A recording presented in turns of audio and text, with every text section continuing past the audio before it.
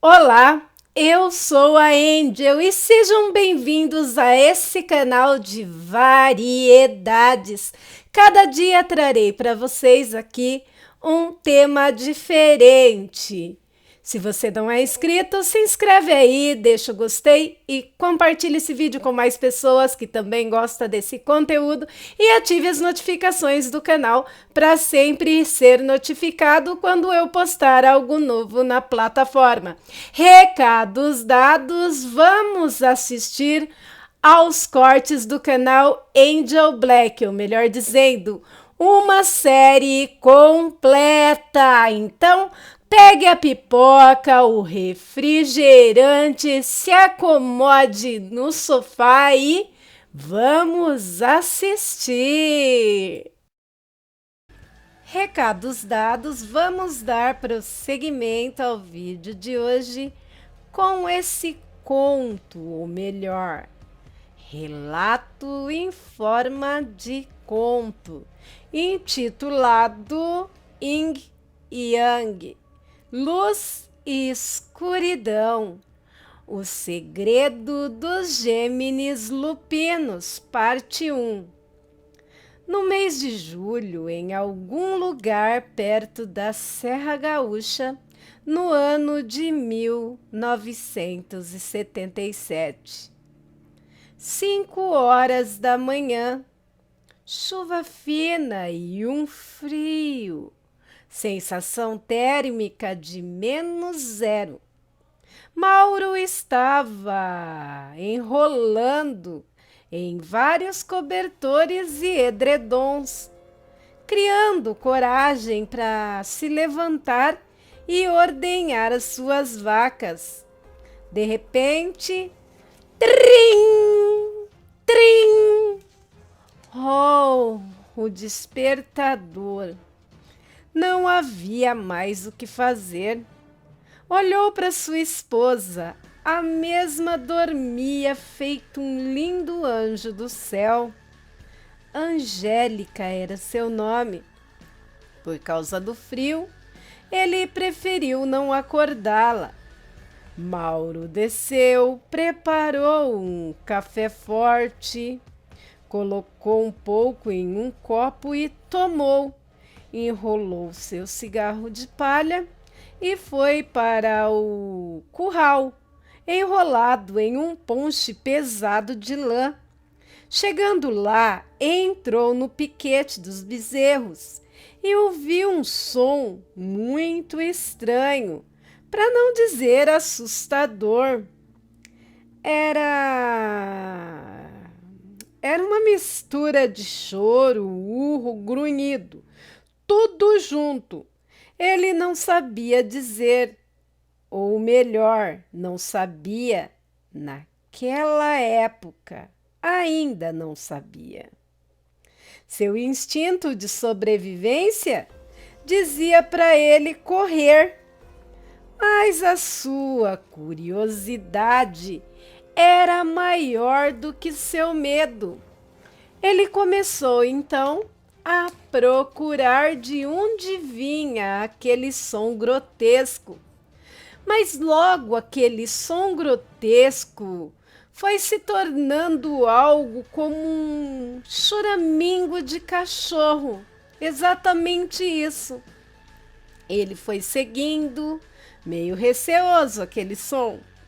Mas logo ele viu em um canto ali do piquete, no meio dos bezerros, um cão marrom acobreado, peludo, maior do que um cão.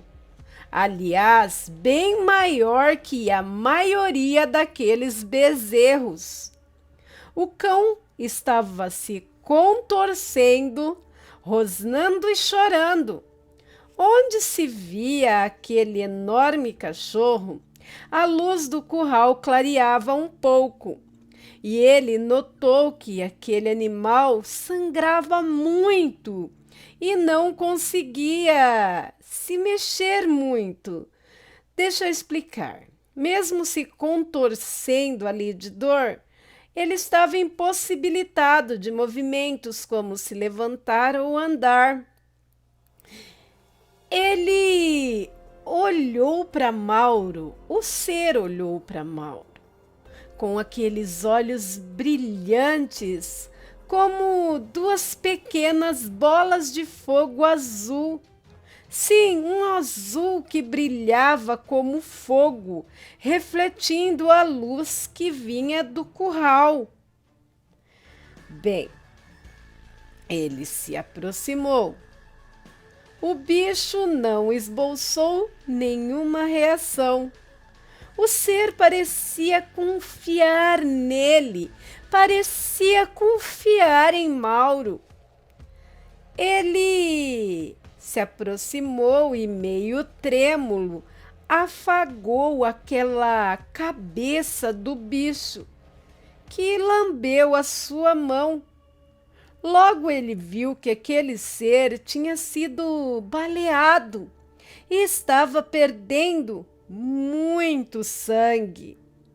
Ele tirou seu ponche de lã, como eu disse no início do relato, que era bem grande e pesado, e pressionou contra os ferimentos e saiu correndo para casa aos gritos, acordando Angélica para ajudá-lo. Colocou água para ferver. Angélica pôs algumas tesouras na água fervendo e também outros instrumentos para tentar ajudar. Eles também pegaram alguns lençóis, toalhas e cobertores e correram de volta para o curral, onde aquele cão choramingava sem parar. Do nada, aquele ser começou a se contorcer de novo e a convulsionar. Os ossos começaram a estralar de maneira estranha e pareciam mudarem de lugar. O bicho urrava e grunhia. Os pelos caíam do corpo como que por mágica. E logo no lugar onde antes tinha um enorme cão, naquele momento tinha uma jovem mulher. Como ele não notara, como eles não notaram, que o ser era uma fêmea. E o pior de tudo ainda estava por vir. A mulher tinha 3 balas de calibre 38 alojadas no corpo, uma no ombro e 2 no tórax. E não para por aí. A mulher estava em trabalho de parto. Ela gritava de dor e logo nasceu o bebê. Mauro tentava estancar inutilmente o sangue, enquanto Angélica amparava o bebê. Enquanto se esvaía em sangue, aquela mulher que outrora era um cão pedia, pelo amor de Deus, que sumissem com seu corpo e protegessem seu bebê do demônio. Ela implorava para que o casal prometesse proteger o bebê a qualquer custo. Na hora, o casal prometeu, meio a contragosto, apenas para acalmá-la. Ela pareceu se acalmar, mas logo ela deu mais um urro e mais um bebê veio ao mundo. Enquanto Angélica amparava o segundo bebê, perguntou-lhe seu nome, só que não obteve resposta. Ela queria que a pobre licantropa visse seus bebês. Ela levou os 2 e colocou ao lado da mãe. Os primeiros raios de sol começavam a raiar no leste e refletiam uma última vez naqueles olhos azuis. Ela olhou para os bebês e uma lágrima rolou. Ela sorriu com aqueles lábios brancos como um papel, creio que por falta de sangue no corpo, e pronunciou com muito esforço: meus anjos, Ariel, Micael, proteja-os, eu imploro, proteja-os. Depois disso, ela desfaleceu e deu o seu último suspiro, que foi suave. Ela parecia uma boneca de cera, tão linda, tão jovem, e já se findara sua vida. De repente, se ouviu barulhos de cavalos. Mauro saiu correndo até a porteira ali da mangueira que cercava o curral. Eram alguns peões de uma grande fazenda que ficava ali pelas redondezas. Eles perguntaram a Mauro se estava tudo bem por ali, se por um acaso não havia tido nenhum ataque de animal selvagem contra as criações do sítio, o que Mauro respondeu que não.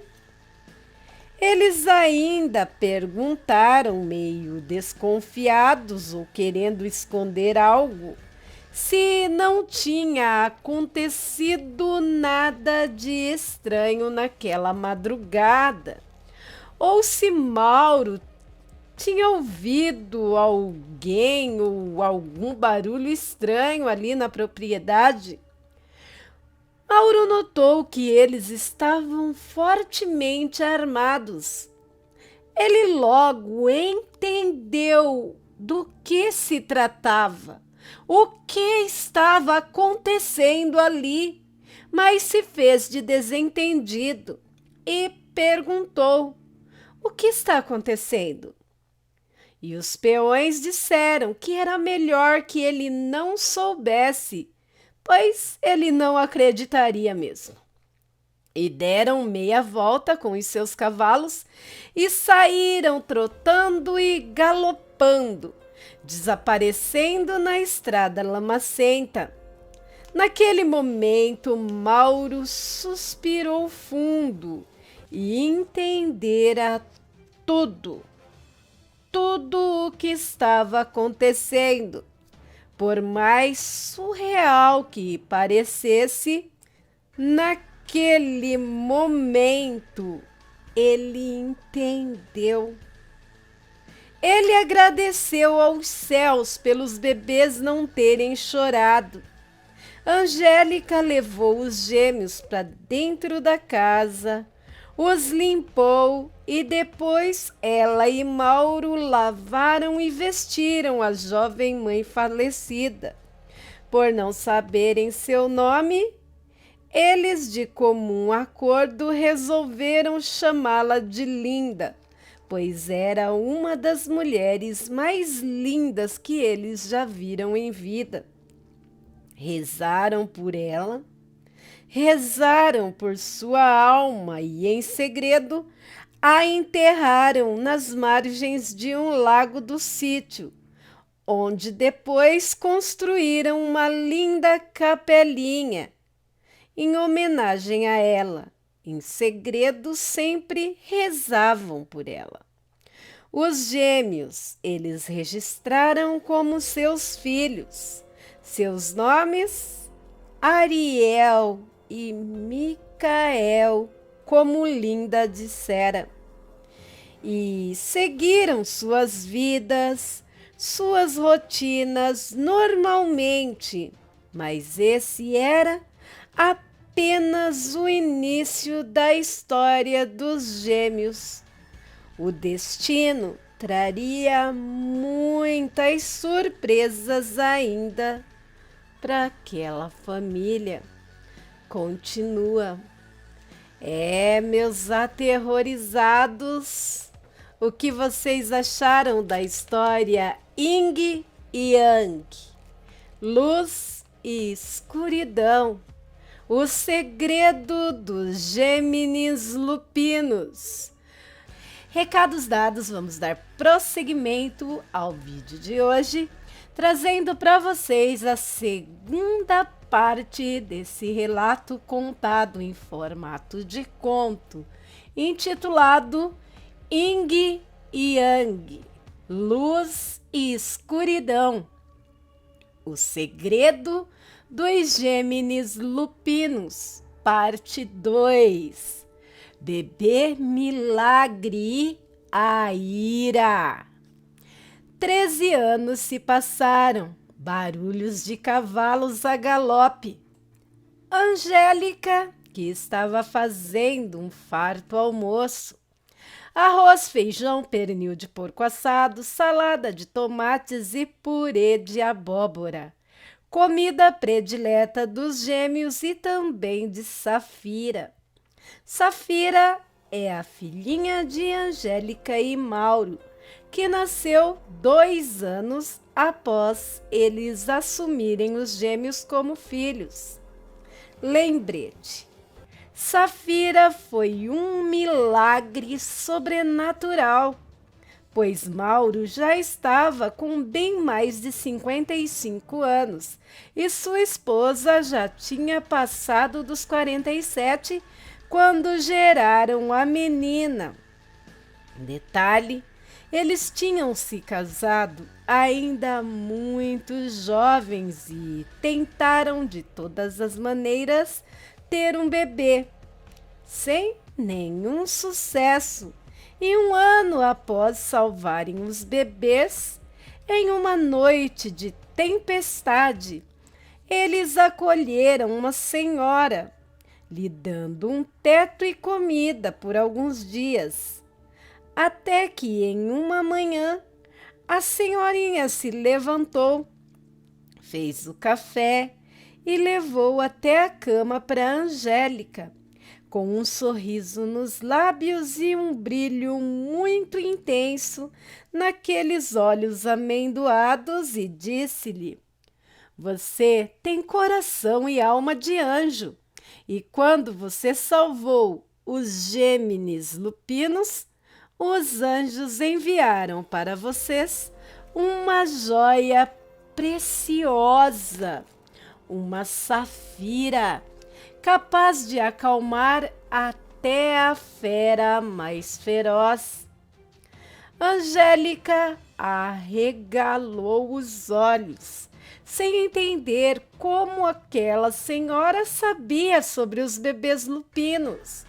Mas antes que ela perguntasse algo, a senhorinha sorriu e disse: "Calma, eu sou uma velha cigana, uma bruxa branca. Não se preocupe, ninguém me contou. Eu sou clarividente, muito além da média desde o meu nascimento. Sou um ser sobrenatural igual aos seus filhos, igual aos seus 3 filhos. Agora preciso ir. Dentro de 8 meses, sua joia, sua safira estará contigo. Bem, não posso mais falar. Preciso partir. Como você... Tchau, Angélica. Você e seu cônjuge precisam ser fortes. Ainda virão muitas provações, muitas tormentas." Angélica tentou falar algo, mas suas pálpebras foram ficando pesadas e ela apagou. Quando ela finalmente acordou, Dona Esmeralda já tinha partido. Exato 8 meses depois daquele dia, nascia Sofia, linda, cabelos negros como petróleo, a pele branca como porcelana e os olhos em um tom azul escuro com algo de violeta, como a mais rara e preciosa safira. Mãe, mãe, a boia tá pronta! Grita Micael, entrando como um furacão, sorrindo exageradamente e atirando de suas lembranças. Micael já foi destapando as panelas e já levou um tapa na mão e vai lavar as mãos, menino. Ele já fez, né? A carinha de dó que já era de costume, mas não adiantou. Angélica, irredutível, repetiu: vai lavar as mãos, menino. Vendo que a cara de pena, de dó não adiantou, ele sorriu com aquele brilho maroto naqueles lindos olhos azuis e correu para fora lavar as mãos no tanque de lavar roupas. Já chegou empurrando Ariel e Safira, que estavam lá primeiro. Safira deu-lhe um chute na canela e já se iniciou uma confusão. Micael jogando água em Safira, Safira gritando e tentando bater nele, Ariel tentando fazê-los parar, até que um grito os fez parar realmente. Era Mauro com uma peia na mão dizendo que iria esquentar o lombo dos três se não houvesse paz na casa. Safira revirou os olhos e entrou, seguida por Micael, enquanto Ariel abraçou o pai e, sorrindo, Mauro o abraçou de volta e juntos entraram para almoçar. Depois do almoço e de descansar um pouco, Mauro e os meninos seguiram para arrumar a cerca do sítio e trazer o gado fujão que tinha varado a cerca de volta para os limites do sítio. Enquanto arrumavam a cerca, um cara estranho e mal encarado veio puxando conversa com Mauro. Por ser educado, Mauro respondia-lhe as perguntas daquele homem que não parava de encarar os dois adolescentes que mais brincavam que trabalhavam. O homem, em tom de brincadeira, de deboche, perguntou como ele conseguia saber quem era quem. Mauro apenas disse que um pai nunca se engana. O cara riu zombeteiro e disse sarcasticamente: pai, sei. Pensei que você os conhecia pelo cheiro. Não, mas não. Você não poderia, nem deve saber do que estou falando. Ele então se despediu de Mauro e foi se despedir dos gêmeos, com aquele jeito, sabe?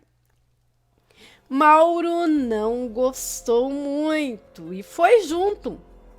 Instinto, acho, de pai protetor, e se pôs entre o homem e os meninos, que do nada pararam com suas brincadeiras e ficaram com um olhar sério para aquele homem estranho. Ficou um clima tenso por alguns instantes, até que Mauro disse: pronto, já se despediu, já pode ir. O homem seguiu pela estrada, rindo muito alto, ou melhor dizendo, gargalhando sem parar. Micael, que estava com o seu irmão, do nada se irritou e saiu em disparada atrás do cara e perguntou assim, já alterado: "Do que você está rindo?" O homem se virou e revirou os olhos com aquele ar de deboche. Micael, tremendo de ódio, quando fez menção de partir para cima do cara, Ariel de súbito entrou na frente e abraçou o irmão com força, muita força.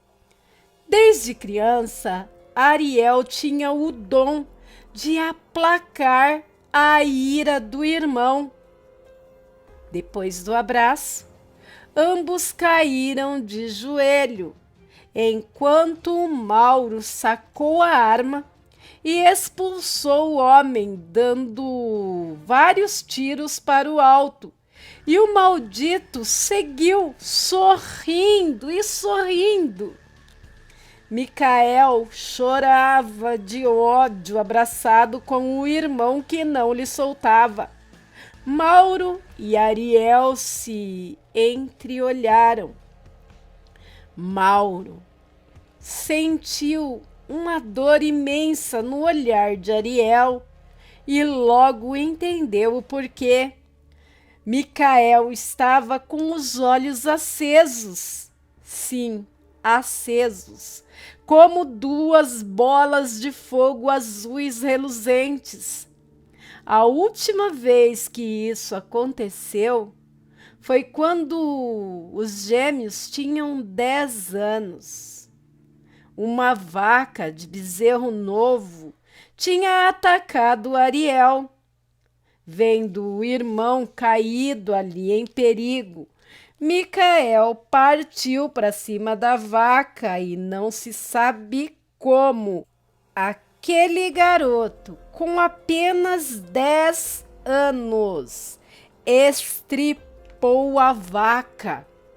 Ele perdeu totalmente o controle.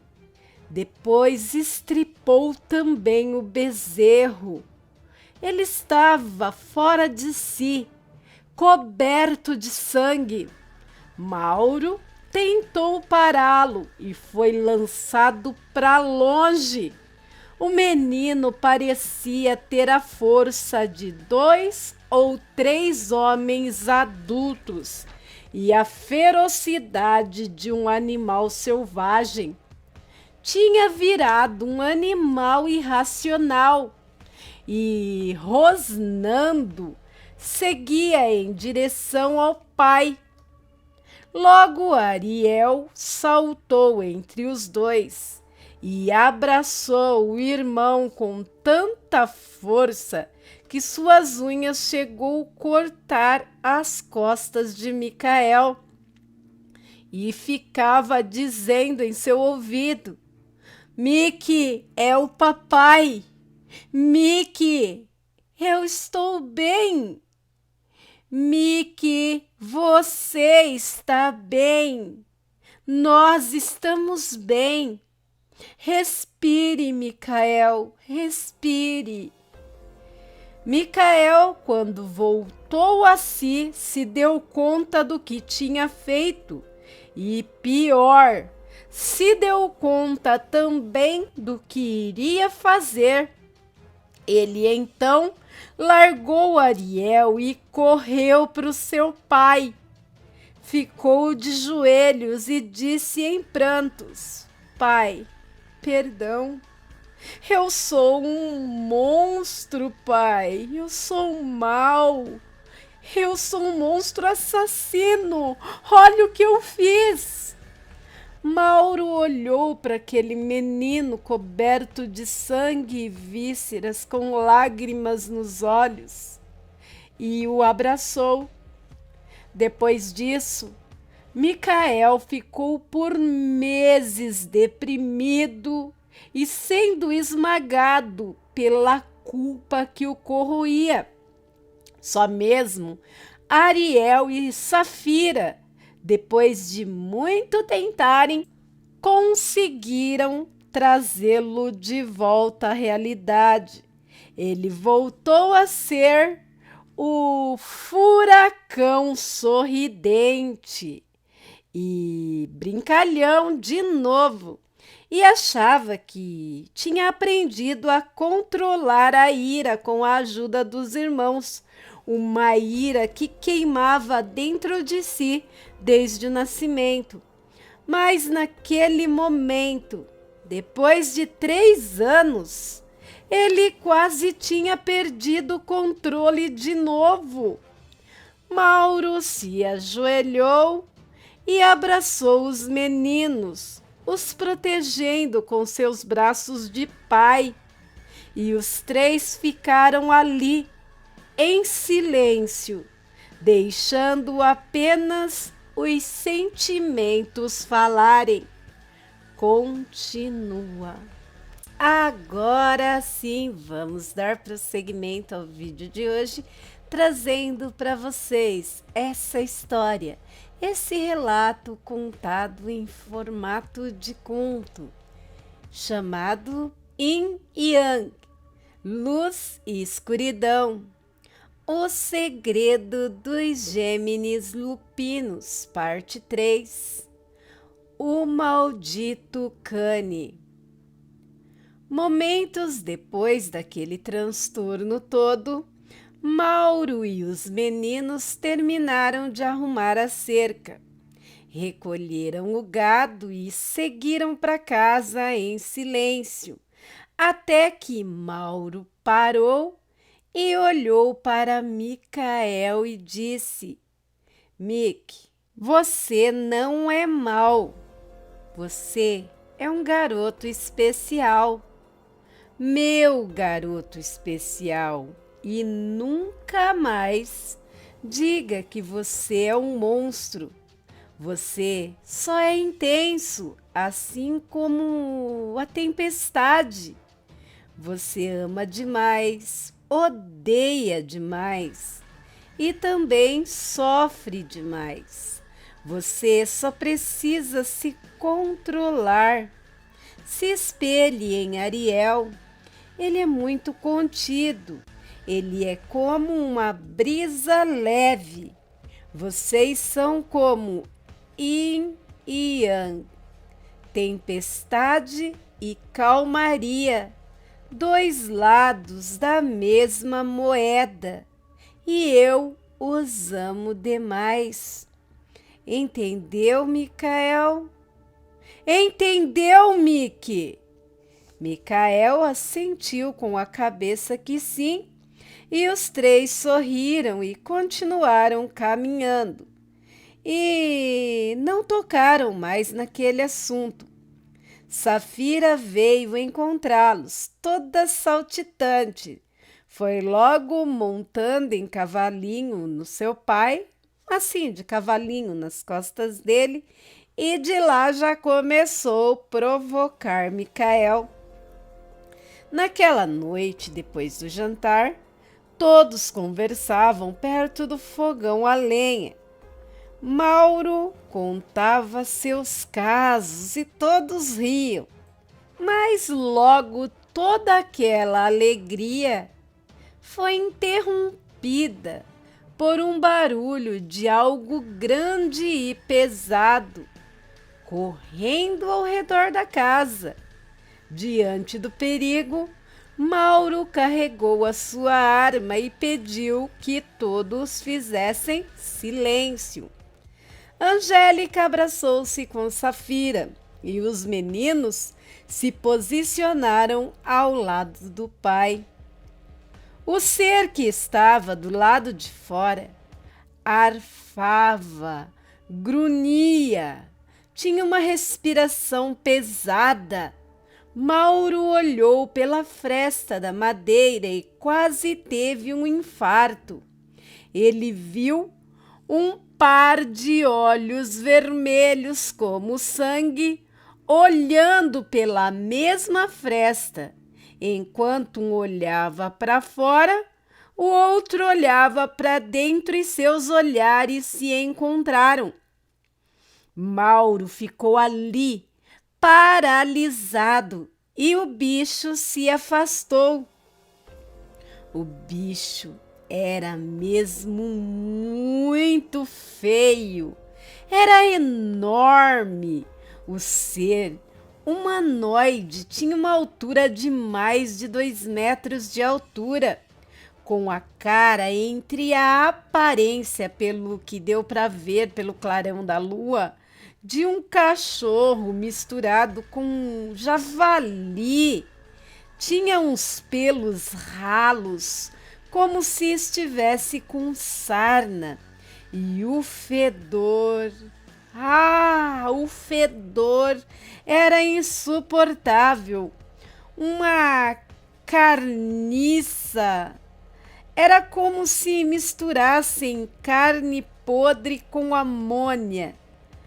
Horrível mesmo. O bicho deu um uivo muito, mas muito forte. Tomou uma distância e começou a se jogar o próprio corpo contra a porta que, mesmo sendo feita com madeira de qualidade, parecia que ia ceder a qualquer momento. Angélica pegou Safira e correu se trancar no quarto.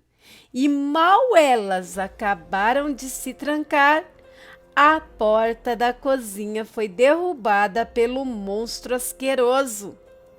E Mauro descarregou a arma no bicho, mas o ser deu apenas alguns passos para trás e deu uns urros que mais pareciam gargalhadas. É muito estranho descrever, só quem ouve para saber.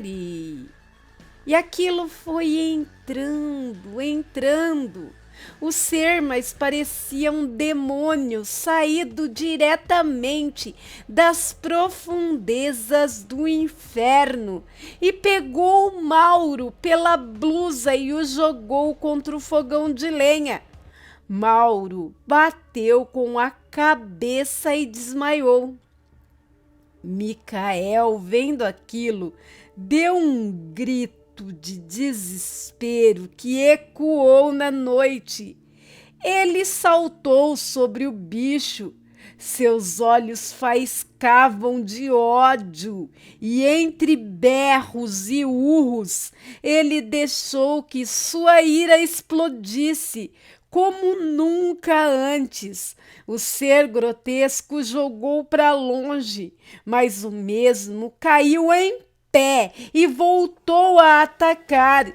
Ele sentia muita dor, os ossos estralavam, a boca sangrava como se algo se rasgasse dentro dela, mas a adrenalina e a ira contida dentro dele não o deixava parar por causa da dor e também não o deixava parar de atacar a fera.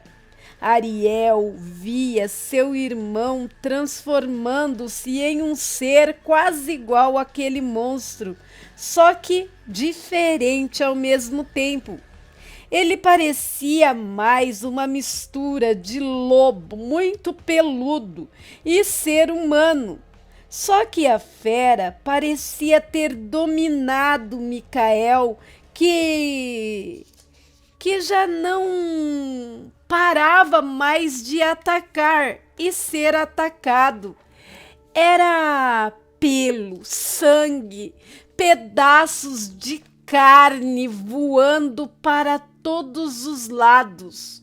2 bestas feras que só parariam quando uma delas finalmente morresse. Se Mickey matasse o bicho, a culpa de tirar uma vida, principalmente uma vida, digamos, humana, mesmo que sobrenatural, humana, o consumiria. Mas e se aquele monstro matasse seu irmão? Aquele sentimento de dor e medo fez a garganta de Ariel secar, o seu coração acelerar. De repente, ele sentiu dores atrozes que pareciam lhe dilacerar de dentro para fora. E ele também começou a se transformar em uma fera, idêntico a seu irmão. Só que, ao contrário de Micael, ele manteve a consciência e a calma.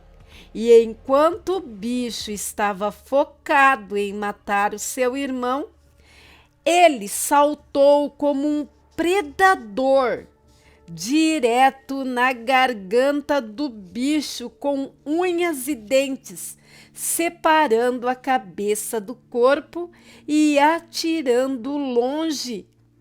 Micael, em estado bestial, atacou seu irmão com toda a fúria. Ariel não queria feri-lo, tinha medo de matá-lo, mas não tinha como pará-lo sem pôr em risco sua vida, pois ele estava muito ferido e mesmo assim não parava de atacar e atacar para matar. Ariel, que era muito contido, estava começando a sentir um medo terrível do desfecho daquele embate. Qualquer um dos resultados possíveis não era favorável, mas logo ouviram uma voz linda, doce, pedindo para que Micael parasse. Angélica, vislumbrando aquela cena, desmaiou. Não aguentaria perder nenhum de seus filhos. Mas, ao ouvir a voz de veludo, Ariel viu que era Safira.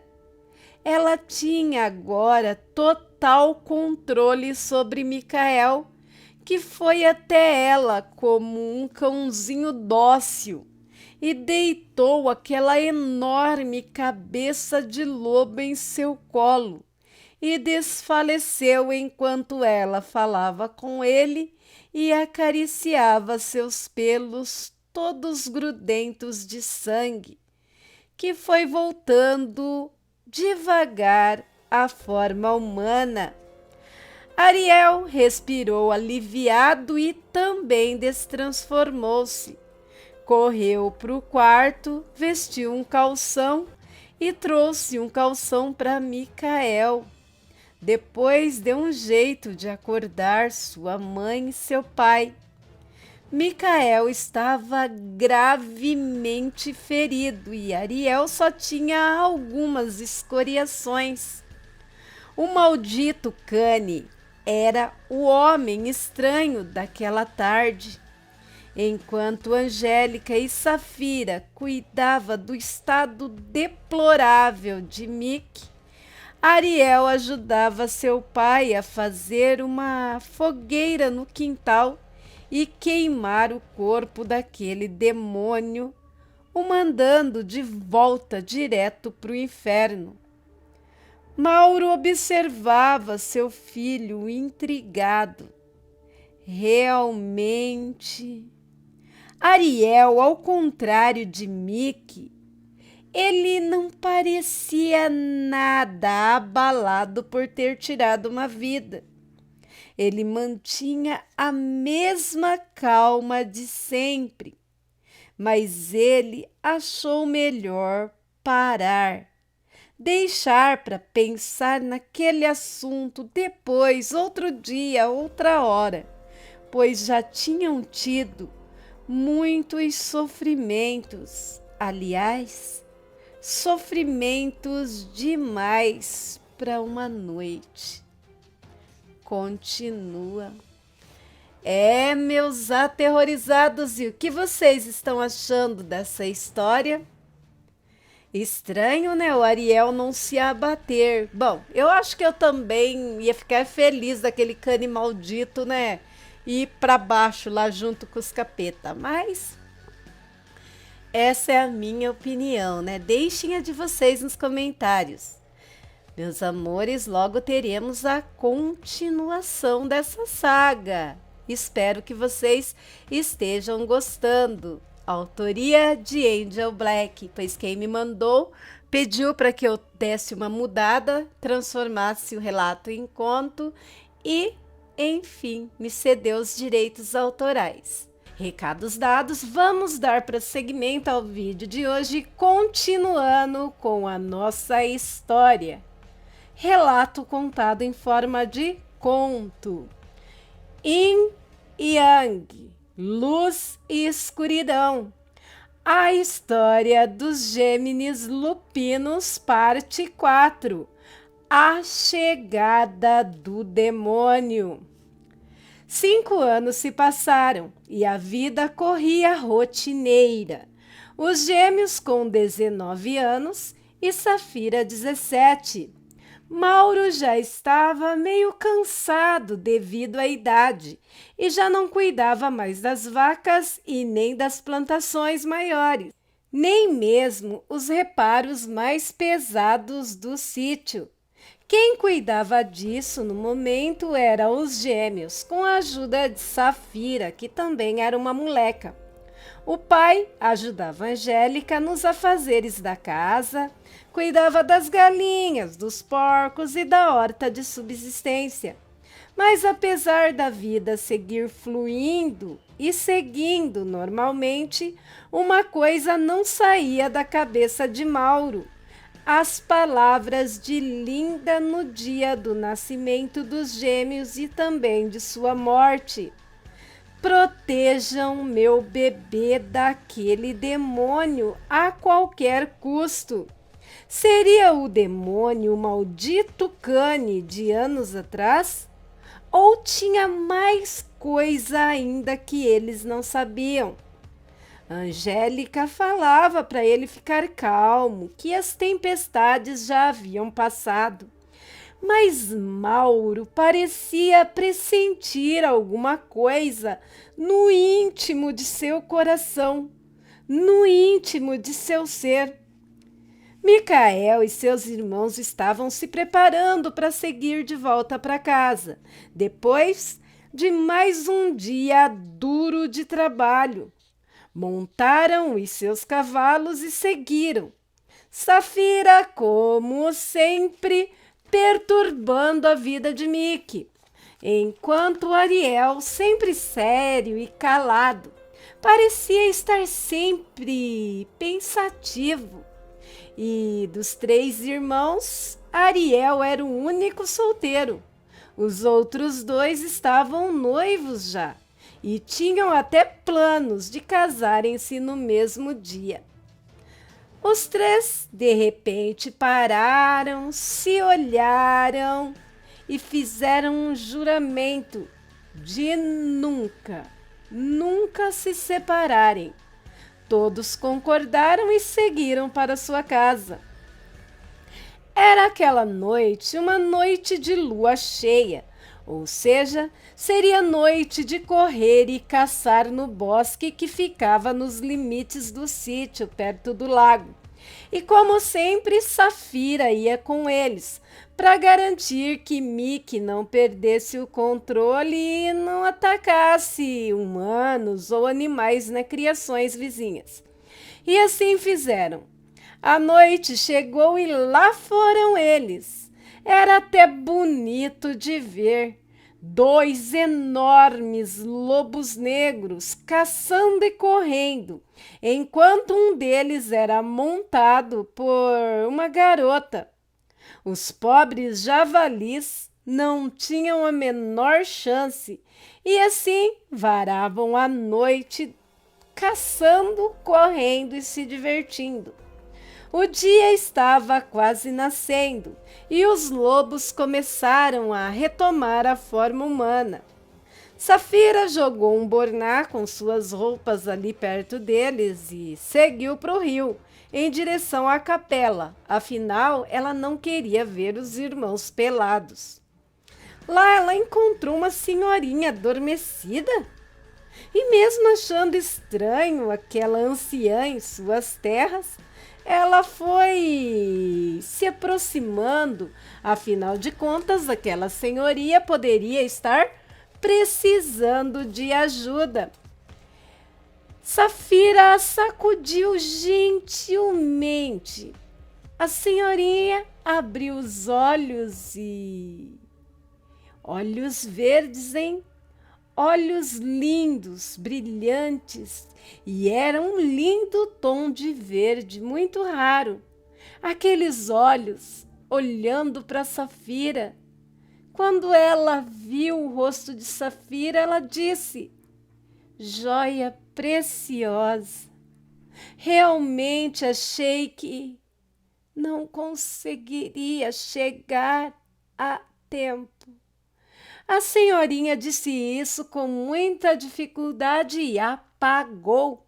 Safira chamou pelos irmãos, que de comum acordo acharam melhor levá-la para casa para poderem ajudá-la lá.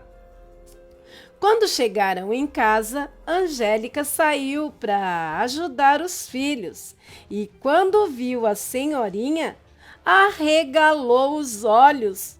Era a velha cigana Esmeralda e, mesmo tendo passado quase 18 anos desde seu último encontro, a mesma não tinha envelhecido nenhum dia.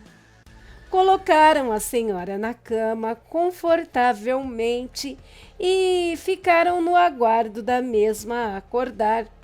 O que aconteceu apenas já de tardezinha. Angélica estava a seu lado quando ela acordou. Estava aguardando. A velha Esmeralda olhou para Angélica e disse: cadê seu esposo?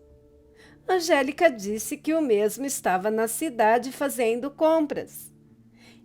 E seus filhos, onde estão? Na lida, disse Angélica. Assim que Angélica respondeu, a senhorinha começou a chorar e a dizer: não, eu não cheguei a tempo. Eu já devia saber que o destino não se pode mudar. Angélica não sabia o que fazer e, apavorada, perguntava o que estava acontecendo, sobre o que a senhorinha estava falando. E a senhorinha disse: acho que ainda dá tempo. Corra, me deixe aqui e tente encontrar seus filhos. Não importa o que aconteça, não voltem hoje para essa casa. Angélica tentou ajudá-la a se levantar para levá-la junto, mas a mesma disse que não daria tempo, senão seus filhos e maridos chegariam na casa.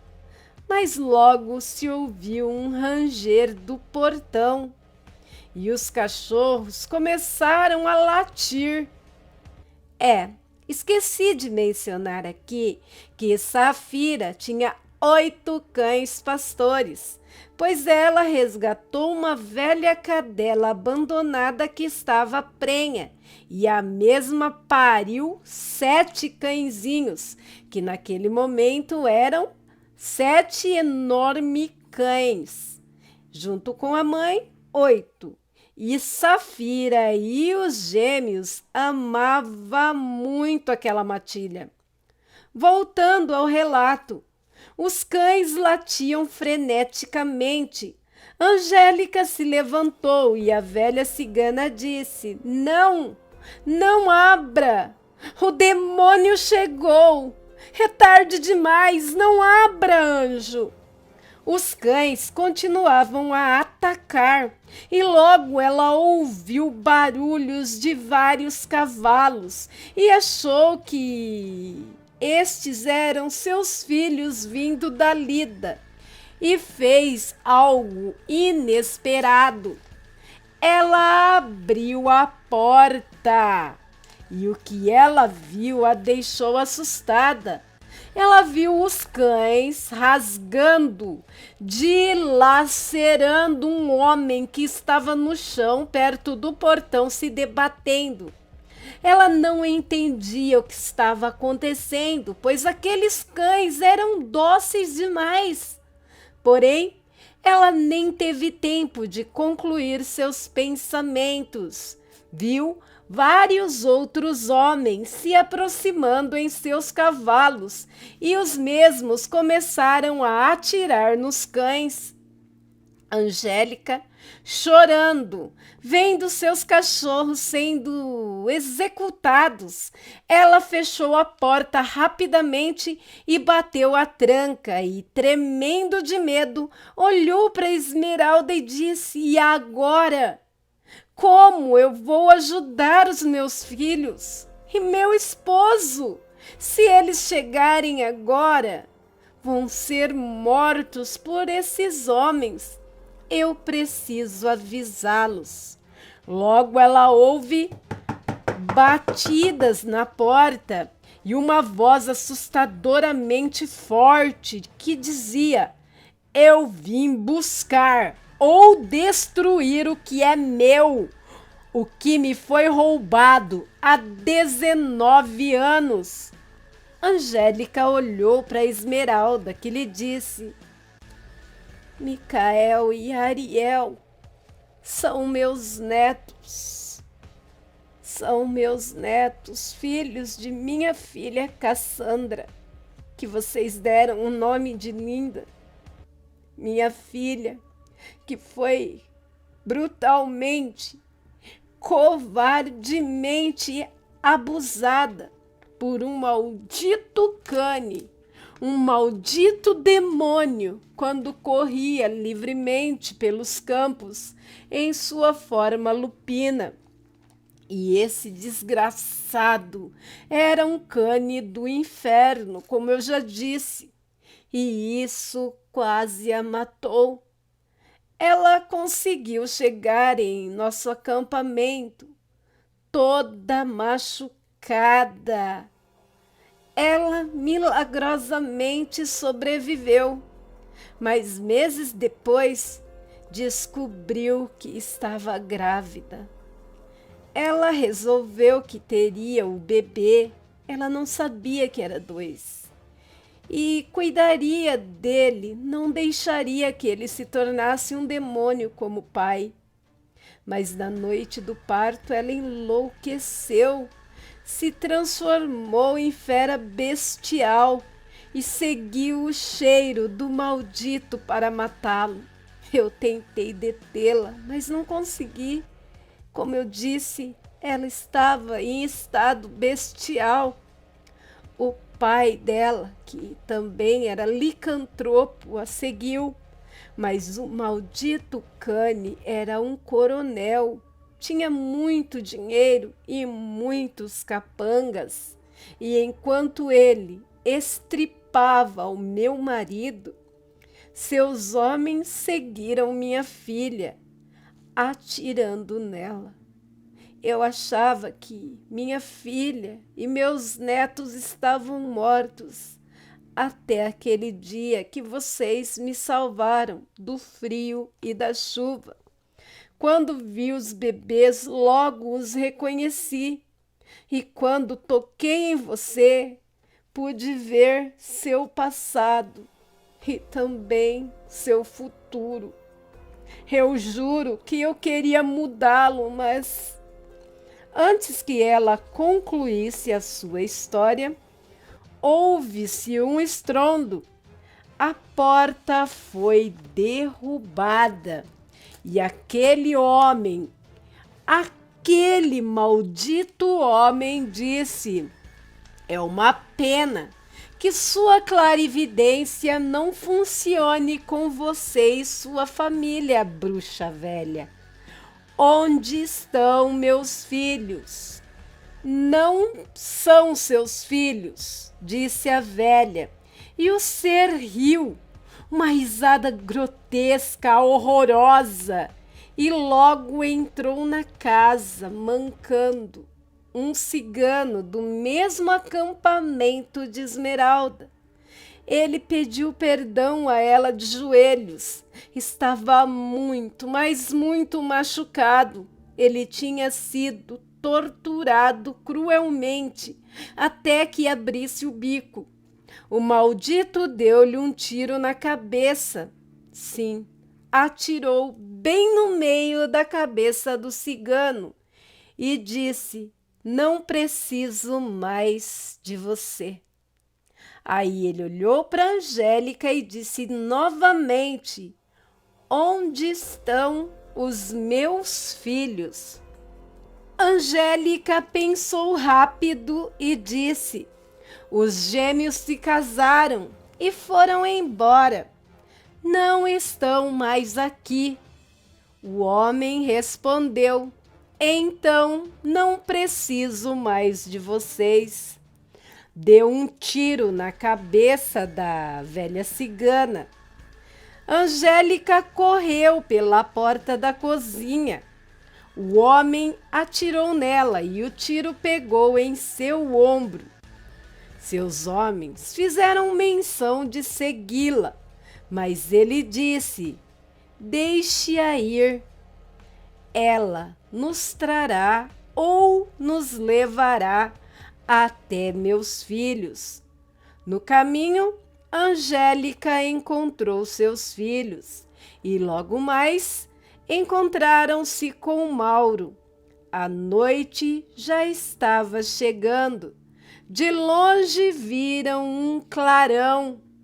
Eles não sabiam, mas era a casa onde viveram toda a sua vida.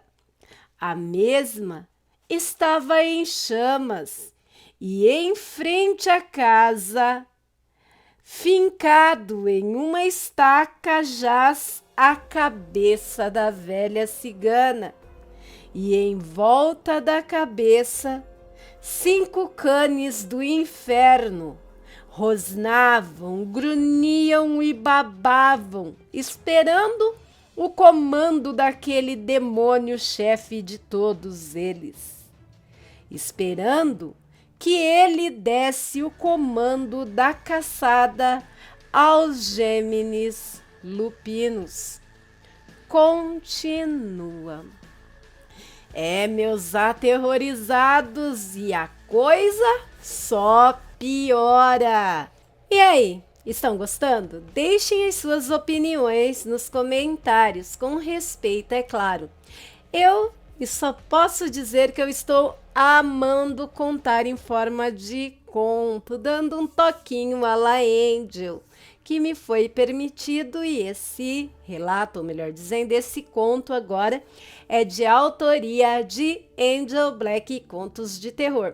Se você gostou, deixa aí o seu gostei, ele ajuda muito o canal. Mais um capítulo desse relato transformado em conto que acabou virando uma série que está mexendo com as emoções dos meus aterrorizados e com as minhas também, intitulado Yin e Yang, Luz e Escuridão. O segredo dos Gêmeos lupinos, parte 5. Cassandra, Heitor e Donato. Início de tudo. 1977. Esse era o ano. Mês de outubro. Cassandra, uma ciganinha linda, filha da cigana Esmeralda e do cigano Heitor, pertencentes a um pequeno grupo de ciganos, pois os mesmos precisavam preservar o segredo de Heitor, que carregava a sina da licantropia. Esmeralda foi mãe tardia, já com mais de 45 anos, pois ela e seu marido Heitor não queriam passar a maldição para frente. Mas o destino não recebe ordens de mortais e já tinha feito suas próprias escolhas. E assim, Cassandra veio ao mundo. Quando estava com os seus 14 anos, Cassandra ativou a sina. E mesmo não tendo consciência quando transformada, sua mãe e seu pai sempre a alimentavam e ela saía correr com o seu pai. Mas Heitor já era um lobo velho e, às vezes, quer dizer quase sempre, não conseguia acompanhá-la, pois ela era recém-transformada, jovem, cheia de energia e etc. Sempre que eles saíam para correr, Esmeralda ficava aflita, pois mesmo ela sendo clarividente de um nível bem superior, ela não conseguia ver nada sobre sua própria vida e também sobre a vida de sua família. Nem na leitura de mãos e tarô, ela não conseguia ver nada claramente, principalmente sobre Cassandra. E para ela isso era torturante. Bem, até que chegou outubro do ano de 1977, como iniciamos o relato de hoje. Heitor estava acamado e eles estavam acampados em um local afastado de tudo, com matas densas para todos os lados. Heitor quis montar acampamento ali, pois era época de lua cheia e Cassandra teria por onde correr. Esmeralda sentia uma agonia terrível em seu coração. Ela implorou para que Heitor corresse com Cassandra, mas o mesmo mal podia se levantar.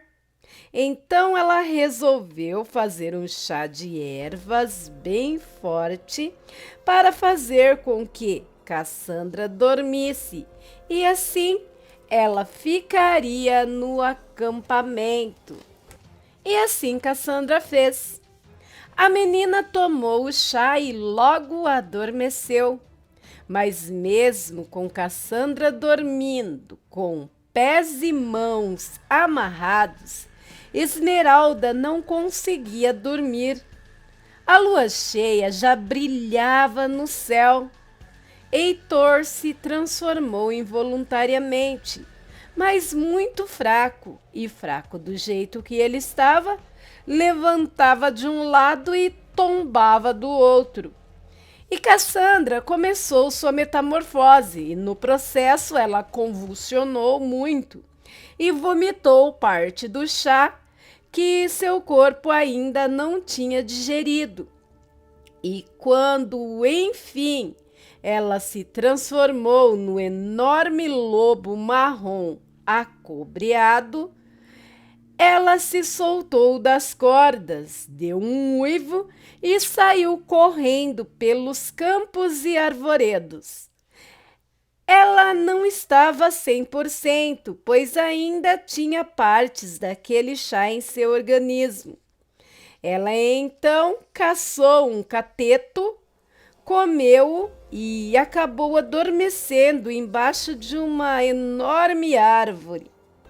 Mal ela adormeceu, um ser demoníaco, enorme, coberto por pelos negros, olhos vermelhos e um fedor de enxofre, capaz de fazer um ser humano vomitar. Cara de lobo, orelhas pontudas, pés e chifres de bode, mais de 2 metros de altura. Praticamente um cane do inferno, com pés e chifres de bodes para melhor entendimento de todos. O ser bizarro começou a lamber e a cheirar a Lupina, que estava até então adormecida. até que a mesma acordou e tentou se defender.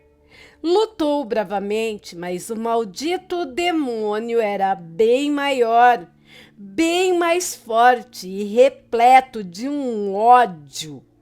Ele grudou com os seus dentes no pescoço de Cassandra e chacoalhou até que a mesma ficasse zonza e mal conseguisse ficar em pé, com o pescoço rasgado e sangrando.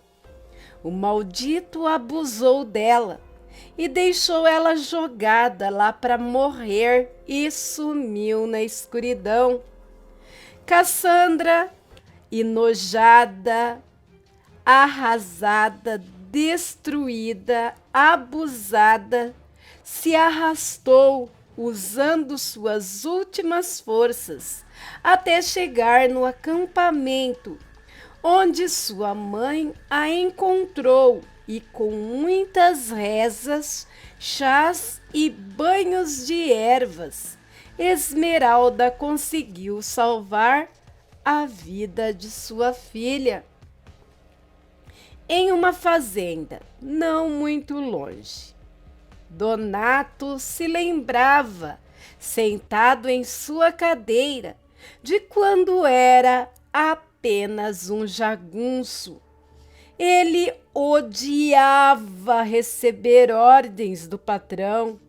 Ele odiava ser pobre. Era invejoso.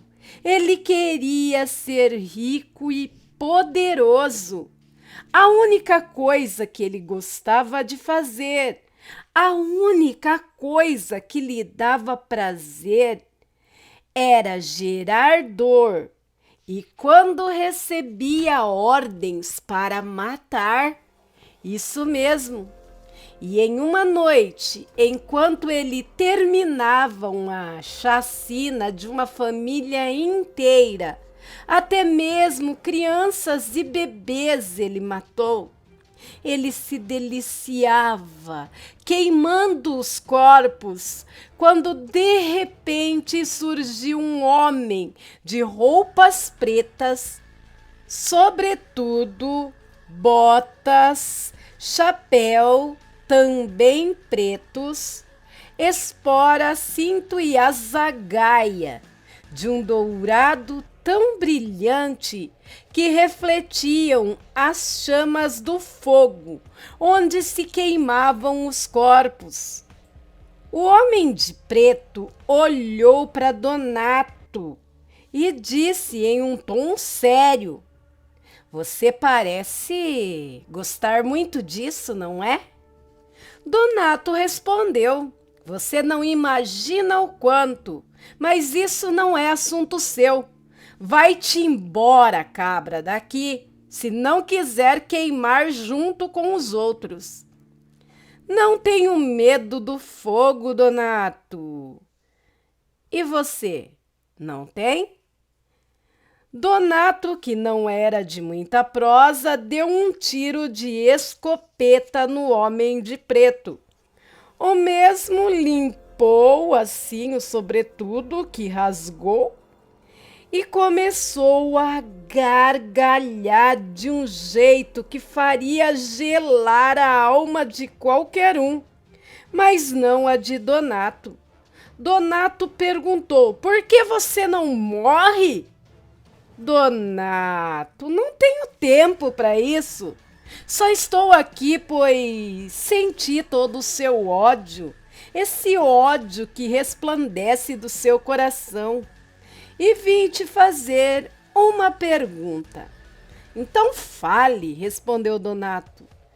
"Direto, diretíssimo, hein?" "Gosto disso", disse o homem de preto.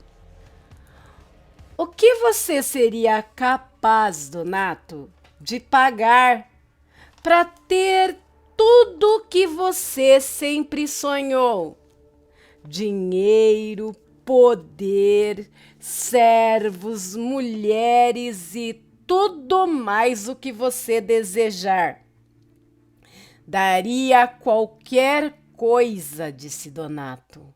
Daria tudo, faria tudo. Até sua alma? Perguntou o homem de preto. Sim, para que serve uma alma? Nem acredito que eu tenha uma. Tem certeza? Sim, disse Donato, sem ter medo. O ser então cortou a própria pele na palma de sua mão com um corte profundo com a zagaia dourada e disse para Donato estender a mão. Donato fez sem medo nenhum e com a mesma zagaia o homem de preto fez um corte profundo na mão de Donato e então deram as mãos em um aperto, misturando os seus sangues um com o outro. Depois, sem que Donato esperasse, o homem de preto puxou Donato para si e selou o pacto com um beijo na boca. Donato ficou sem reação e, em um tipo de estouro, o homem de preto desapareceu numa nuvem de enxofre. Donato então começou a se contorcer e urrar de dor, e um fogo começou a queimá-lo de dentro para fora, o transformando em uma fera assassina, em um demônio cruel e sanguinolento. Não perdia a consciência quando se transformava, mas o seu prazer em causar dor e tirar vidas aumentou consideravelmente. Se antes ele já era uma besta fera, imagine agora com tanto poder. Já naquela semana, a fera matou toda a família do seu patrão, só deixando viva a esposa do homem.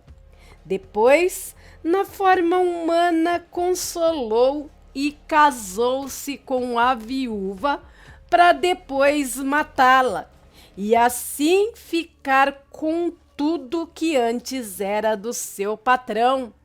Ele foi repetindo a história e também atacando fazendas como a fera demoníaca e depois, em forma de homem, a comprava a preço de banana e assim se tornou muito rico e poderoso. E enfim chegou aquele dia fatídico, quando ele, em suas matanças, quando voltava, encontrou um ser dormindo embaixo de uma árvore, um ser que ele julgou ser igual a ele, e acasalou-se com o ser, mesmo à força.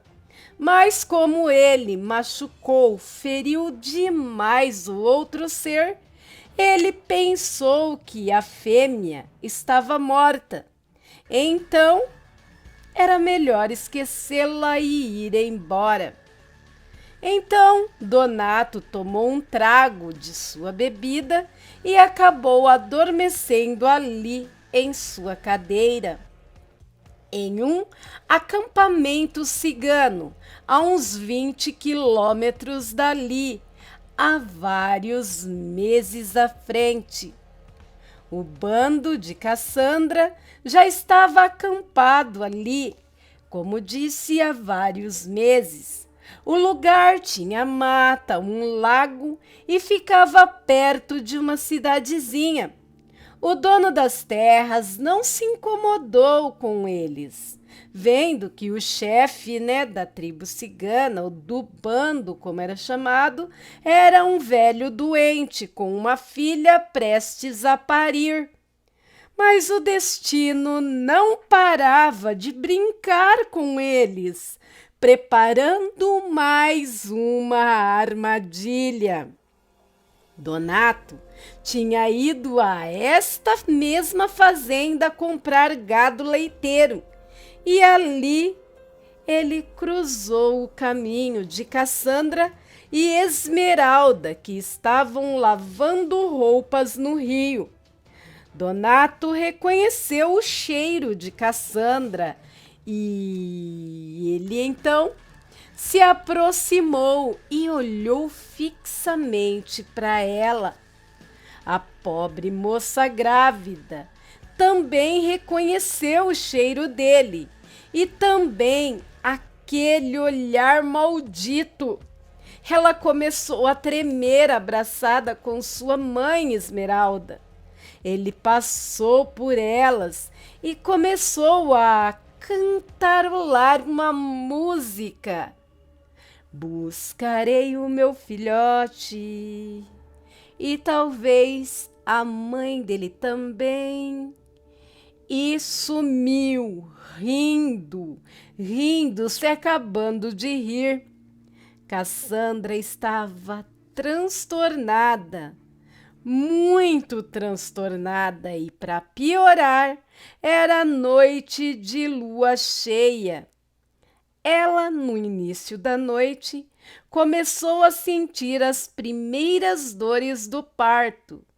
E ainda para piorar muito mais, ela começou sua metamorfose também e disse para sua mãe, aos gritos de dor: aquele demônio não vai levar o meu bebê.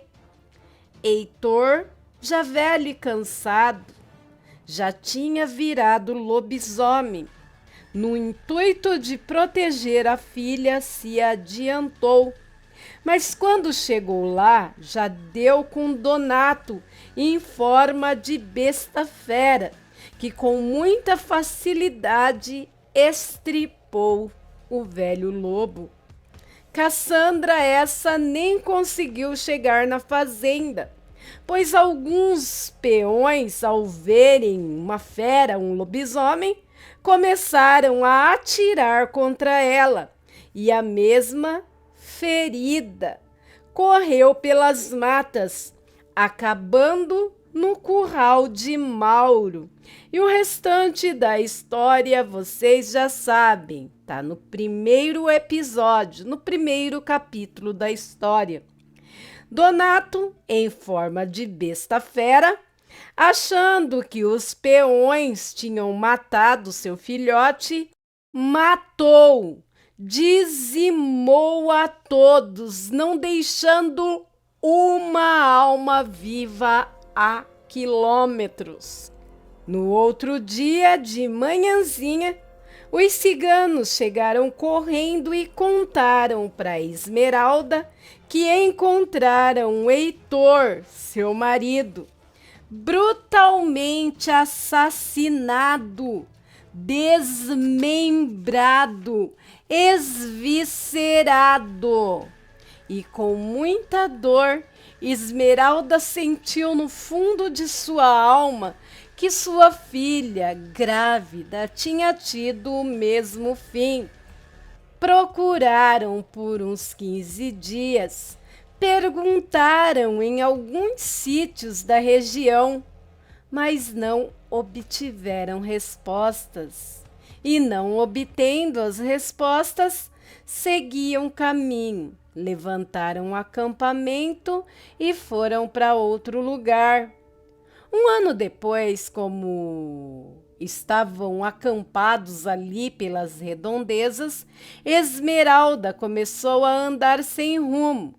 Estava frio e começou uma tempestade, e ela conseguiu abrigo em um sítio, onde ela viu bebês gêmeos e reconheceu nos bebês os genes lupinos.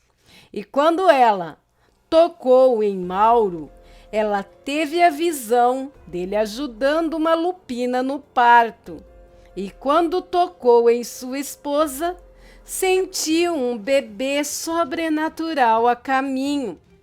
Então, ela viu o futuro de ambos, mas não conseguia ver nada sobre os gêmeos, pois eles eram sua família. E aí ela deduziu tudo, teve certeza de tudo. Então, ela achou melhor ficar longe para protegê-los. Ela contou tudo para o outro líder dos ciganos, meio-irmão de seu falecido marido. A esposa do mesmo ouviu e acabou soltando a língua com as amigas em um armazém enquanto compravam comida. E um dos empregados de Donato ouviu. E comentário vai, né? Eles acharam que era invenção de cigano, pois era uma história fantasiosa demais. E a história acabou de boca em boca e chegou nos ouvidos de Donato, que descobriu como criar canes, com a ajuda do seu demônio de pacto, lhe oferecendo muito sangue inocente em troca. 18 anos depois, Esmeralda teve um pesadelo com Mauro, Angélica e a Safira, o bebê milagroso. Coisas horríveis em seu pesadelo, mas não via nada dos gêmeos, só uma mancha branca, um ponto de interrogação. De manhã, quando ela acordou, tinha um agito no acampamento. 3 ciganos com as gargantas cortadas e tinham levado seu cunhado, o qual ela tinha contado toda a história. E aí então ela entendeu tudo. Pegou um cavalo e seguiu até uma rodovia. Lá ela pegou um ônibus até a região onde só tinha estrada de terra. Desceu do ônibus e seguiu a pé onde morava Mauro e Angélica. Seguiu andando até a capela, a pé. Mas ao chegar lá, ela perdeu as forças e desmaiou, sendo encontrada por Safira e pelos gêmeos. Continua. Vamos dar prosseguimento ao vídeo de hoje, trazendo para vocês a parte final dessa saga maravilhosa que está fazendo muitos se arrepiarem. Yin e Yang, luz e escuridão, o segredo dos Gêmeos lupinos, parte 6 e final, o combate final. Prólogo. Aquele homem deixou que Angélica escapasse no intuito de que ela o levasse até os gêmeos. Mesmo baleada, ela correu como se não houvesse amanhã.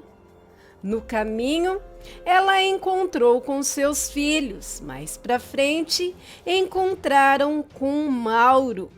A noite estava chegando. Ao longe, eles viram um enorme clarão.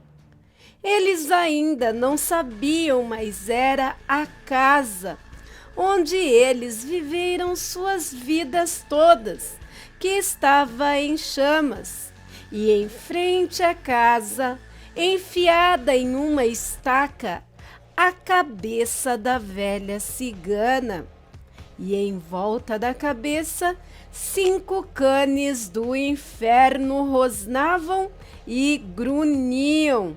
Também babavam, esperando o comando do demônio-chefe, para que então pudessem começar a sua caçada aos Gêmeos lupinos. Micael, Ariel e Safira ouviram tudo que a mãe, Angélica, contou. Mauro estancava o sangue no ombro de Angélica. Safira chorava copiosamente por seus cães, todos mortos. Ela amava aqueles cães como se fossem família. E a pobre cigana, Safira não sabia o porquê, mas ela se sentia ligada àquela velha cigana, mesmo tendo-a conhecido naquela mesma manhã. Ariel a abraçou tentando confortá-la, mas no coração de Safira só havia lugar para uma dor tão profunda, misturada com o desejo ensandecido por vingança. Ariel pediu para o seu pai levar a sua mãe e sua irmã Safira para um sítio de um amigo que tinha ali perto, que os dois iriam ver o que estava acontecendo com a casa deles e que eles não podiam viver fugindo para sempre. E se eles quisessem ter uma vida, teriam que encarar o demônio de frente. Afinal, eles não eram mais filhotes e aquilo terminaria aquela noite, de um jeito ou de outro. Safira disse: "Eu também vou." Angélica implorava para que seus filhos não fizessem aquela loucura, que aquilo era um suicídio. Mas Safira falou seriamente: "Papai, leve a mamãe daqui, por favor. Não podemos viver assim." Safira, com aqueles olhos faiscantes de ódio, saltou sobre o cavalo, engatilhou o seu revólver e saiu em disparada, dizendo: "Vamos, manos. Se o demônio quer dançar, vamos dançar." Micael e Ariel se transformaram em dois enormes lobos negros de olhos brilhantes de fogo azul e ultrapassaram Safira e o cavalo. E quando chegaram em uma clareira pouco distante dali, começaram a uivar olhando para a lua. E logo ouviram vários outros uivos. Uivos esses bem mais grotescos. E logo a clareira estava cheia de criaturas sobrenaturais. 6 canes pactuados, sendo um em forma humana, o demônio. 2 mestiços de sina com sangue de pactuado e uma peeira com dons sobrenaturais de controlar as feras. Donato entrou na frente das suas feras e disse: "Meus filhos, venham comigo." Safira interpôs, dizendo: "Eles não são seus filhos, são meus irmãos." "Seus irmãos? E quem é você, criança?" "Vim buscar meus filhos." "Mas você não faz parte do pacote, criança, nem sinto o seu cheiro." Ele olhou para os seus canes e disse: "Matem a criança." Safira, chorando com um brilho intenso naqueles olhos violetas, gritou para os canes: "Fiquem parados!" E assim os canes fizeram. Não a atacaram. Ela tinha um tipo de poder sobre os canes do inferno. Donato sorriu e foi na direção de Safira e perguntou: "O que é você, menina? Algum tipo de bruxa?" Micael e Ariel, aqueles enormes lobos negros de olhos azuis, entraram na frente de Safira rosnando ferozmente. Eles a protegeriam com a própria vida. E Donato percebeu isso, fez um sinal, mas logo, do nada, um estampido, um tiro, e Safira caiu de cima do cavalo com um tiro que ricocheteou em seu peito. Micael saltou sobre o homem, arrancando-lhe um pedaço do ombro, seguido por Ariel, que tentou rasgar-lhe a garganta. Mas aquele homem não era um homem comum, pois ele se desvencilhou dos dois, só com aqueles ferimentos, e, com Safira já fora de combate, os canes começaram a atacá-los descontroladamente, assim como Mickey, que era uma besta infernal e descontrolada, seguia o seu instinto e já tinha despedaçado um dos canes, enquanto Ariel parecia bailar entre os demônios, mais se defendendo do que praticamente atacando, e quando atacava era certeiro, com uma sincronia perfeita. Era visível que ele era um lobisomem de consciência e também poderia se tornar um predador perfeito. Ele percebeu que 3 de seus canes jaziam despedaçados, esviscerados no chão. Então, ele começou a se transformar. Donato não gostava muito de fazê-lo, pois era extremamente dolorida sua metamorfose. Era como se o inferno saísse de dentro dele. Então, enquanto a carnificina continuava correndo solta, ele começou a sentir um fogo queimá-lo de dentro para fora, seus ossos estralarem e mudarem de lugar, e o fedor de enxofre, carniça, cheiro de merda, algo muito nojento, fedorento demais, horrível mesmo.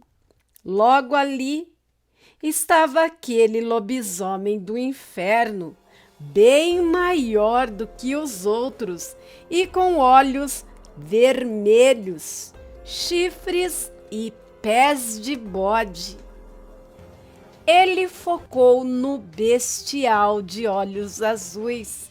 Precisava neutralizá-lo primeiro, se quisesse derrubar-o de consciência. Ele partiu então para cima de Micael, que mesmo estando muito ferido, não arregava de jeito nenhum. O demônio era notavelmente maior e mais forte. Também tinha a vantagem de manter a consciência. Em um dos ataques bestiais de Micael, ele enfiou um de seus chifres do lado esquerdo do abdômen de Mickey, rasgando profundamente e o jogando para longe. O mesmo deu um urro de dor tão alto e tão doído que fez com que Ariel parasse de atacar os 2 canes que ele estava em embate direto, ao ver o seu irmão tentando se levantar e não conseguindo, ali, caído ao lado de sua irmã Safira. Ele notou que Mickey não conseguia se levantar, e a sua irmã, essa já estava ali, morta. E talvez seu irmão era só uma questão de tempo, de instantes, pois mesmo se arrastando, ele queria atacar o demônio. Ariel sentiu, sim, ele que era tão contido, sentiu um medo, um desespero, um ódio, uma ira, algo que ele nunca havia sentido em sua vida. Seus olhos de fogo azul ficaram vermelhos e, ao invés de uivar, ele deu um urro grotesco, muito pior que dos canes do inferno, e rasgou um dos canes ao meio. Seu ódio só aumentava. Donato, que estava indo em direção de Micael para executá-lo de vez, parou e olhou maravilhado para aquela cena. Ele, que amava ver uma carnificina, ficou hipnotizado vendo seu filho coberto de sangue e vísceras e cheio de ódio. Ele estava orgulhoso ali. E se ele não recuperasse seu filho, se ele morresse ou se ele o matasse, bem, não importava, aquele seria o ápice de sua vida. E ele começou a gargalhar. E junto com o cane sobrevivente, receberam os ataques de Ariel, que naquele momento, transtornado e irado, mas parecia um demônio.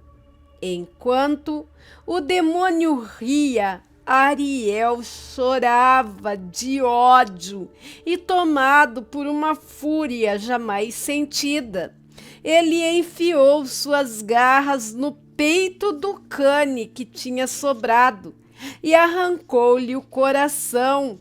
Enfiou na boca, mastigou e depois cuspiu na cara de Donato. E o demônio, o mesmo, riu com satisfação e deu-lhe uma patada que arrancou um grande pedaço de pele, pelos e carnes de Ariel.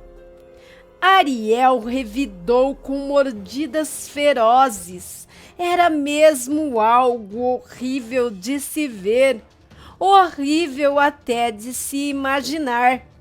Safira, que estava caída, abriu seus olhos.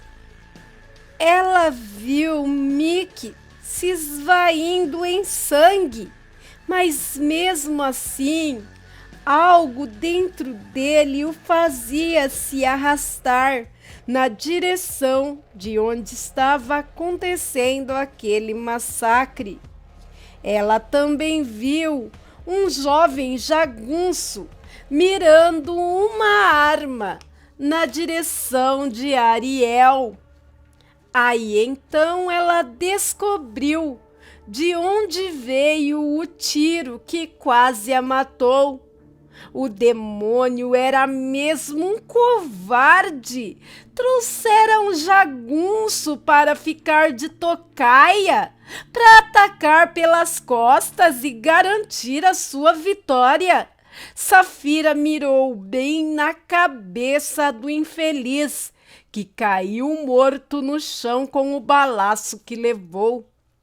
Ariel e Donato estavam tão absorvidos pela intensidade do embate que nem perceberam o que acontecia ao seu redor. Safira chamou por Micael, que veio até ela, e a abraçou. Quando os dois se tocaram, uma luz intensa os envolveu e eles se viram curados de seus ferimentos. Eles viram também, em meio a uma névoa, a imagem da velha cigana Esmeralda, junto com uma linda moça, muito linda mesmo, olhando para eles. Depois olharam para o lado, o embate estava prestes a acabar. Ariel estava ensandecido, arrancando os braços e as pernas de Donato. Depois arrancou-lhe a cabeça, rasgou o seu tronco e estava prestes a comer suas vísceras. Mickey gritou por seu nome. Ariel parou e olhou e viu que seus irmãos estavam bem e inteiros. Mas como? Seus olhos então voltaram ao tom de fogo azul. Ele voltou à forma humana e caiu de joelhos aos prantos. Safira e Micael foram ao lado dele e também caíram de joelhos ao seu lado. E ali o sentimento tomou conta. E os três irmãos choraram muito, enquanto Ariel, exaurido de suas forças, desmaiou nos braços de seus irmãos. Um mês depois, Mauro observa os gêmeos terminando de reconstruir seu lar, com a ajuda do noivo de Safira. Mas, como sempre, eles mais brincavam do que trabalhavam, e Mauro apenas ria. Ele estava realmente feliz. Logo chega Safira, sua mãe Angélica, a noiva de Mickey e algumas amigas, trazendo lanches para todos. De repente, Safira, abraçada a seus irmãos, olhou para todos e perguntou: "Vocês conhecem o segredo dos Gêmeos Lupinos?" Eles, assustados, achando que Safira ia soltar a língua e falar, da sina lupina. E falaram: "Que segredo, sua louca?" "O segredo de vocês é o amor." E todos riram. Fim. Final da saga Gêmeos Lupinos. Descobrimos o segredo que tanto unia aqueles irmãos, Algo tão simples, o amor que eles tinham um pelos outros. E você aí, gostou da história? Se gostou, deixa aí o seu like, ele ajuda muito o canal, ele ajuda muito a Angel aqui. Se você aí ainda não é inscrito do canal, se inscreve! Vem fazer parte do meu clã, da minha alcateia, você também, vem! Vai ser uma honra! E aí, meus amigos, o que acharam dessa série escrita, gravada e editada por Angel Black? Garanto que, pelo menos em algum pedaço, você ficou com raiva, contente, arrepiado e até mesmo com medo. Se você gostou, deixa aí o seu joinha, compartilhe o vídeo com mais pessoas. Se não é inscrito, se inscreve aí. Afinal de contas, não custa nada e você vai receber muito conteúdo legal. Deixa um comentário aí como forma de incentivo ao meu trabalho, mas peço que comentem com respeito, por favor. Todos esses passos ajudam e muito o canal, vocês não têm noção.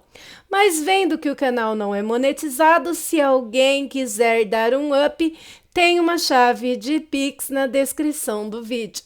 Desde já, eu agradeço a qualquer ajuda mesmo que possa estar vindo. Agradeço de coração. Bem, meus amigos, por hoje é só.